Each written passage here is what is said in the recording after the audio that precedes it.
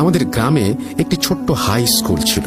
সে সময় সেখানে প্রায় 150 জনের মতো ছাত্রছাত্রী পড়াশোনা করতে পারত। তো আমরা হাই স্কুল জীবন সেখানেই শুরু করি। পুরো স্কুল মিলে যে কজন ভালো স্টুডেন্ট ছিল তাদের মধ্যে আমিও একজন ছিলাম। তখন আমাদের ক্লাসের ফার্স্ট বয় ছিলাম আমি, আর পড়াশোনায় ভালো হওয়ার কারণে প্রায় সকল শিক্ষক শিক্ষিকা আমাকে অনেক পছন্দ করত। একজন স্কুল পড়ুয়া ছাত্র হিসেবে অন্য 8-10টা ছেলের মতো আমারও কিছু বন্ধু ছিল। ওদের মধ্যে আমাদের সবচেয়ে ক্লোজ ফ্রেন্ড ছিল আনন্দ। ব্যক্তিগত কারণে আমি আনন্দ ছদ্মনাম ব্যবহার করলাম। আনন্দের সাথে আমার বন্ধুত্ব হয়েছিল ক্লাস 6-এ ওঠার পর। স্কুলে আমরা দুজন সব সময় একই বেঞ্চে বসতাম। আমরা দুজন এতটাই ক্লোজ ছিলাম যে স্কুলে দুষ্টুমি করে ও মার খেলে আমি অযথা দোষ ঘাড়ে নিয়ে মার খেতাম। মাঝে মাঝে রাতে ও আমার বাসায় ঘুমাতে আসতো, আবার কোনো কোনো দিন আমিও ওর বাসায় ঘুমাতে যেতাম। রোজ সকালে স্কুলে যাওয়ার জন্য ওই আগে আমাকে ডাকতে আসতো। একদিন সকালে স্কুলে যাওয়ার জন্য ডাকতে এসে ও আমাকে বলল, বন্ধু, আজ আমাদের গ্রামের ছেলেদের সাথে পাশের গ্রামের স্কুলের ছেলেদের ফুটবল ম্যাচ আছে।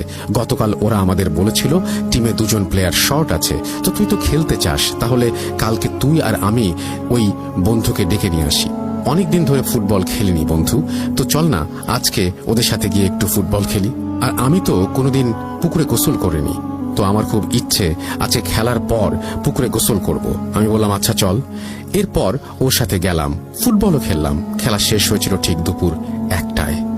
তারপর আমাদের গ্রামের সবচেয়ে বড় পুকুরটাতে গেলাম গোসল করতে। পুকুরে নেমে আমি সাঁতার কাটছিলাম, তো আমার সাঁতার কাটা দেখে ওরও খুব সাঁতার কাটতে ইচ্ছে হলো। আমাকে বলল, বন্ধু, আমি তো সাঁতার জানি না, তুই কি আমাকে একটু সাঁতার শিখিয়ে দিবি? আমি বললাম, আরে এটা কোনো ব্যাপার নাকি। এই বলে আমি ওকে সাঁতার শেখাতে লাগলাম। অ্যান্ড ফাইনালি ও হালকা সাঁতার শিখেও গেল। এরপর ওকে সাঁতার শিখিয়ে যখন আমি আমার কাপড় পরিষ্কার করছিলাম, তখন ও একা একা সাঁতার করতে করতে কিভাবে জানি না পুকুরের মাঝখানে চলে গেল।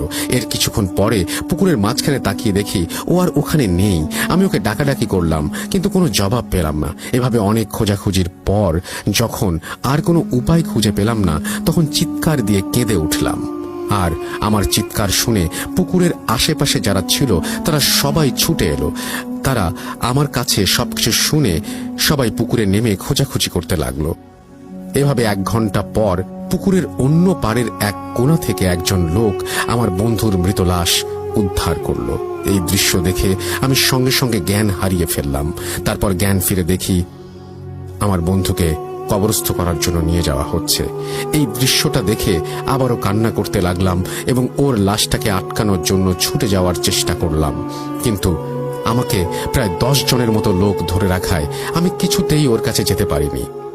সেদিন আমি রাত দিন 24 ঘন্টার মধ্যে প্রায় 10 ঘন্টাই কেঁদেছিলাম। 2 দিন ধরে খাওয়া দাওয়া সবকিছু বন্ধ করে দিয়েছিলাম। এভাবে 1 মাস কেটে গেল। এরপর একদিন হঠাৎ রাতে ওকে স্বপ্নে দেখতে পেলাম। স্বপ্নেও আমাকে বলছিল, বন্ধু, তোকে ছাড়া আমি এখানে খুব কষ্টে আছি, আমি এখানে একা থাকতে পারছি না, তুই প্লিজ আমার কাছে চলে আয়। তারপর হঠাৎ করে আমার ঘুম ভেঙে গেল। আমি খুব ভয়ে চিৎকার দিয়ে ঘুম থেকে লাফিয়ে উঠলাম। আমার চিৎকার শুনে পাশের রুম থেকে বাবা মা দুজনেই ছুটে এলো। এরপর আমি ওদেরকে সবকিছু খুলে বললাম। ওনারা বললেন, তুই খারাপ স্বপ্ন দেখেছিস বাবা, ভয় নেই, আমরা তোর সাথে আছি। তারপর যাই হোক, সেদিনের সেই রাত কেটে গেল। এরপর 2 দিন সন্ধ্যাবেলায় যখন আমি বাজার থেকে বাড়ি ফিরছিলাম, তখন হঠাৎ করে মাঝপথে এসে মনে হলো কে যেন পেছনে কথা বলছে। আমাকে ছেড়ে যেও না, আমি তোমাকে নিতে এসেছি, তুমি আমার সাথে চলো। আমি এটা শুনে তৎক্ষণাৎ পেছনে ফিরে তাকাই, কিন্তু তাকিয়ে যে দৃশ্যটা দেখি সেটা দেখার জন্য আমি মোটেও প্রস্তুত ছিলাম না। আমি দেখি কাফনের কাপড় পরিধানকৃত একটা লাশ আমার দিকে এক পা করে এগিয়ে আসছে। লাশটির পা আমাদের মতো স্বাভাবিক পা ছিল না। এটা দেখে আমি চিৎকার দিয়ে উঠি এবং খুব সজোরে বাড়ির দিকে দৌড় দেই। বাড়িতে পৌঁছে জ্ঞান হারিয়ে যায়। এরপর বাবা মা আমার মুখে পানি ছিটিয়ে বেশ কিছুক্ষণ পর আমার জ্ঞান ফেরায়। জ্ঞান ফেরার পর বাবা মাকে সবকিছু খুলে বললাম। সবকিছু শুনে তারা আমাকে আমাদের মসজিদের ইমাম সাহেবের কাছে নিয়ে গেলেন। ইমাম সাহেব সব শুনে আমাকে কিছু ঝাড়ফুঁক দিলেন আর একটু পানি পরিয়ে আমাকে খাইয়ে দিলেন। তারপর আমি বাবা মার সাথে বাড়িতে চলে আসলাম। সেদিন রাতে আমার খুব ভয় লাগছিল, তাই রাতে আমার বাবা মার সাথে ঘুমিয়েছিলাম। রাত আনুমানিক 1:30টার সময় হঠাৎ করে আমার রুমের বাইরে একটা আওয়াজ শুনতে পেলাম।